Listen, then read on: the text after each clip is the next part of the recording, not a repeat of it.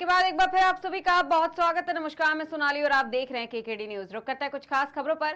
खबर हरदोई से है, जहां बाढ़ प्रभावित पाली क्षेत्र के कहार कोला गांव से एक बारात शाहाबाद के काला गाड़ा के लिए निकली है। बता दें कि खास बात यह रही कि घर से दूल्हा और अन्य बाराती नाव से संपर्क मार्ग तक पहुंचे और इसके आगे 2 किलोमीटर का सफर पानी के अंदर पैदल तय कर मुख्य मार्ग पर आए। आपको बता दें कि राहुल के मुताबिक अगर पानी का जल स्तर बढ़ता है तो वह गांव जाने की बजाय 1-2 दिन कहीं और रहेगा, लेकिन इसकी संभावना कम ही है। उसने ये भी बताया है कि उसका पूरा प्रयास रहेगा कि वह दुल्हन के साथ सीधे घर ही पहुंचे।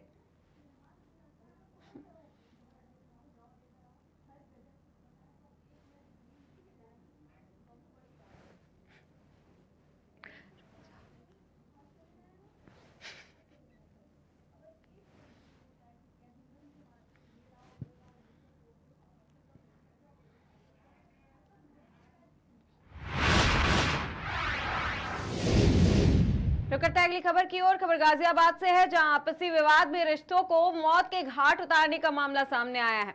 बता दें, जहां पर साड़ू भाई ने घरेलू रंजिश के चलते अपने दूसरे साड़ू भाई को गोली मारकर मौत के घाट उतार दिया है।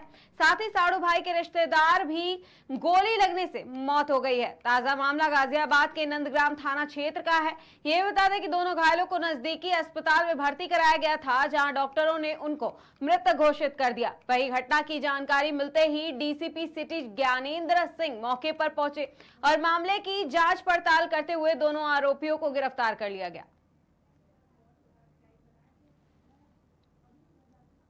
मेरा नाम राहुल चौधरी है और ये मेरी मौसी की लड़की है। अच्छा, क्या कुछ घटना हुई, किस तरह से आपको जानकारी है? घटना ये है कि कल रात 10:30 बजे के करीब है। ये जो है ये इनका साडू भाई था, अनुज चौधरी, और इनकी कोई आपस में फोन पर कुछ कहासुनी हुई। फोन पर कहासुनी होते होते एक दूसरे से मिले हैं नंदग्राम में जाकर। नंदग्राम में आपस में इनकी कुछ कहासुनी तू मैं हुई। तू मैं होने के बावजूद रिश्तेदारी में आदमी समझता है कि ऐसा कोई हो नहीं सकता हादसा। तो उसके साथ में शूटर थे 2-3, उन्होंने गोली लगा के मारी दोनों के। अच्छा, कितनी गोली मारी गई है? 2 गोली मारी है विकास के और 1 गोली लगी है नवीन के। तो ऐसा क्या विवाद चल रहा था जिसके कारण रिश्तों का कत्ल करना पड़ा? ऐसा तो कोई मुद्दा ही नहीं था, आपस है, रिश्तेदारी है कि चलो कुछ कहासुनी किसी बात पे हो जा तो इसमें कोई बात नहीं होती, पर ऐसा तो। सर, दोनों क्या क्या उम्र रही होगी? एक 30 साल के करीब का है, एक 28 साल के करीब का है। परिवार में कौन कौन है इनके? परिवार में है, भाई है, मम्मी है, पापा है, शादीशुदा है? शादीशुदा है। कल दिनांक 11/7/2024 को थाना नंदग्राम में देर रात्रि में सूचना प्राप्त हुई कि घरेलू विवाद को लेकर के विकास सनाब तेजवीर, नवीन सनाब राकेश, जो कि औरंगाबाद बुलंदशहर के रहने वाले थे, इनको उनके सगे साड़ू अनुज चौधरी सनाब पोम्बी, जो सिहानी का रहने वाला, उसने गोली मार दी है। घायलों को तत्काल हॉस्पिटल भर्ती कराया गया था, जहां इलाज के दौरान दोनों व्यक्तियों की मृत्यु हो गई है। घटना में जो अभियुक्त है, घटना का अभियुक्त अनुज चौधरी सना पोम्बीर की गिरफ्तारी कर ली गई है। साथ ही साथ इसके साथ एक इसका अन्य साथी था, जो कुलदीप सना कृपाल, जो राजनगर का रहने वाला, इसकी भी गिरफ्तारी कर ली गई है। घटना में प्रयुक्त आला कत्ल की बरामदगी अभियुक्तों की निशानदेही पर कर ली गई है। अन्य आवश्यक कार्रवाई कराई जा रही है। मेरा नाम राहुल चौधरी है और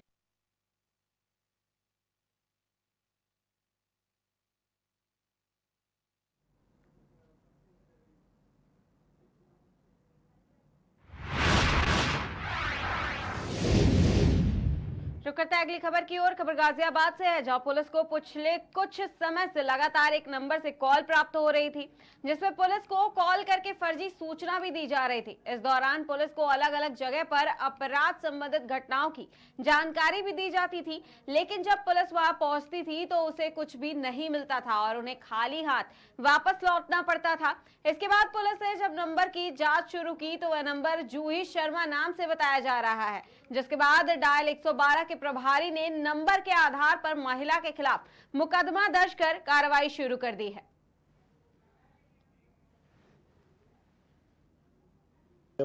यूपी 112 गाजियाबाद शाखा के द्वारा एक एफआईआर दर्ज किया गया है लोनी में। इसमें एक जूही शर्मा नाम की महिला के द्वारा 29 बार 29 टाइम्स यूपी 112 कॉल करके अराउंड 25 इवेंट्स क्रिएट किए गए हैं। 25 घटना के बारे में अलग अलग टाइम पे इनके द्वारा फ़ोन कॉल्स किया गया है, जिसके वजह से 25 बार पीआरवी को जाना पड़ा और वहाँ पे वो फ़ोन करके घुमाती थी, अलग अलग एड्रेस बताती थी और फाइनली वो फॉल्स इवेंट करके क्लोज होके वापस आती थी। इसके वजह से यूपी 112 की जो पीआरवी जिन्होंने भी इवेंट पे गया है उसका टाइम बर्बाद हुआ है और उस वक्त रियली कभी कोई वाकई में किसी के साथ कोई इशू हो रहा होगा, उसके शायद अटेंड करने में विलम्ब हुआ होगा। ये सब चलते इस तरह से यूपी 112 जो इमरजेंसी सर्विसेज को कैटर करते हैं उसको सदुपयोग ना करके उसको दुरुपयोग करने का, उसका टाइम और उसका जो भी रिसोर्सेज वेस्ट करने के लिए एक मुकदमा यूपी 112 ने दर्ज किया है। उसके जो भी फॉल्स कॉलिंग किया है उनके खिलाफ कठोर दंडात्मक कार्रवाई की जाएगी, उन्हें गिरफ्तार किया जाए। सर, क्या पहचान हो सकी है मोबाइल नंबर जिससे कॉल आ रहे थे या महिला बताई जा रही है, तो किस तरह से उसकी पहचान कर रहे हैं, जल्द से जल्द उनको गिरफ्तार भी करेंगे और आगे चल के सभी इस तरह से हरकत जो भी करते हैं उनको ये वार्निंग भी देना चाहता हूँ कि अगर कोई यूपी 112 को फर्जी कॉल करेंगे आपके खिलाफ एफआईआर जरूर दर्ज होगा। यूपी 112 गाजियाबाद।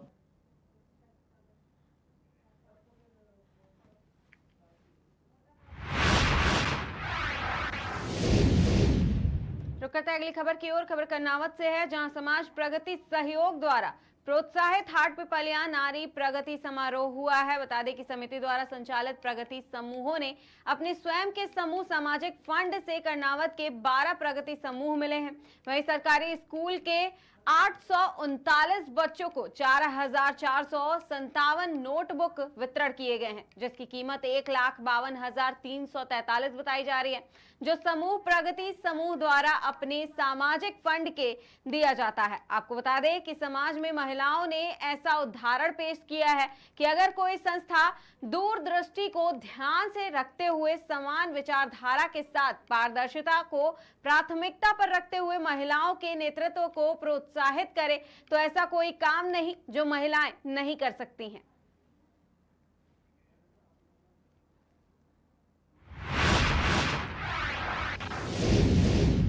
रुक करते हैं अगली खबर की ओर। खबर इंदौर से है, जहां केंद्रीय मंत्री ज्योतिरादित्य सिंधिया का इंदौर आगमन पर भव्य स्वागत किया गया।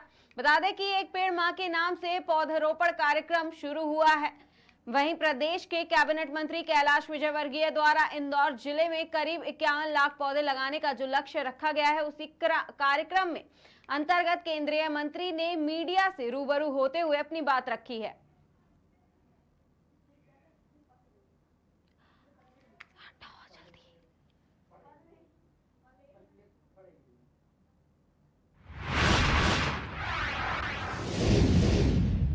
रुक करते हैं अगली खबर की ओर। यह खबर मध्य प्रदेश के बालाघाट से है, जहां विद्युत वितरण कंपनी बालाघाट में सहायक अभियंता के पद पर पदस्थ अनिल सोनी रहे हैं। बता दें कि अनिल सोनी को भ्रष्टाचार निवारण अधिनियम के विशेष न्यायालय ने रिश्वतखोरी के 7 साल पुराने मामले में 4 साल के सक्षम कारावास और 4,000 रुपए अर्थदंड की सजा सुनाई है। लोक अभियोजक कपिल डेहरिया के मुताबिक बालाघाट शहर निवासी अनिल जायसवाल के वाहन बिजली विभाग में किराए से चल रहे थे, जिसके 13 बिलों का तकरीबन 1.25 लाख रुपए भुगतान बाकी था, जिसके लिए सहायक अभियंता अनिल सोनी ने 12,500 रुपए की रिश्वत मांगी थी, जिस पर जायसवाल ने 3,000 रुपए देकर के बिलों के भुगतान की मांग की थी, किंतु अनिल सोनी अपनी जिद पर अड़े रहे। आपको बता दें कि जायसवाल ने इसकी शिकायत लोकायुक्त जबलपुर से कर दी थी, जिसके बाद लोकायुक्त ने शिकायत की तस्दीक कर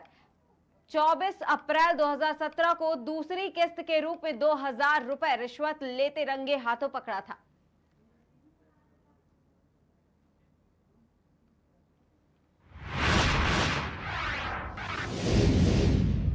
रुक करते हैं अगली खबर की ओर। ये खबर मंडला से है, जहां जिला चिकित्सालय मंडला में संचालित ब्लड बैंक में कर्मचारियों और दलालों के द्वारा जरूरतमंद लोगों से ब्लड के बदले रकम वसूलने का मामला सामने आया है, जिस पर स्वास्थ्य विभाग ने गंभीरता से कदम उठाते हुए 3 लोगों की सेवाएं समाप्त कर दी हैं।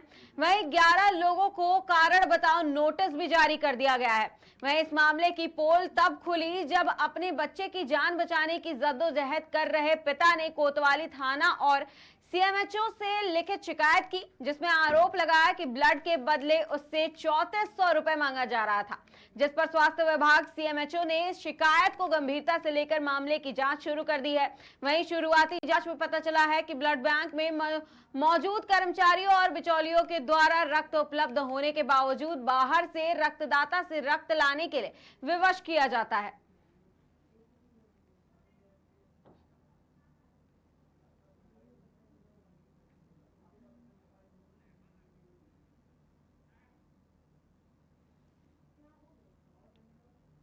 जानकारी प्राप्त हुई थी कि वहाँ ब्लड बैंक से कुछ पैसों का लेन देन हुआ है।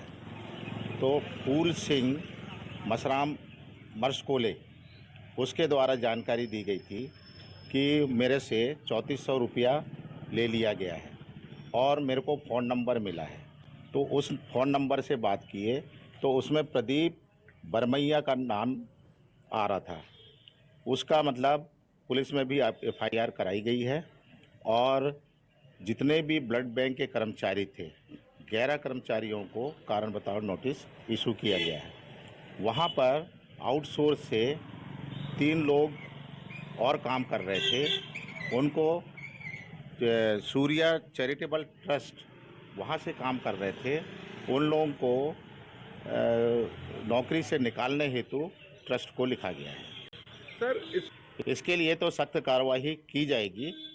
आगे जैसे एफआईआर हुई है, अब उसकी जानकारी पता चल जाने से उसको अगर पकड़ में आ जाता है तो कार्रवाई की जाएगी। जानकारी प्राप्त हुई थी कि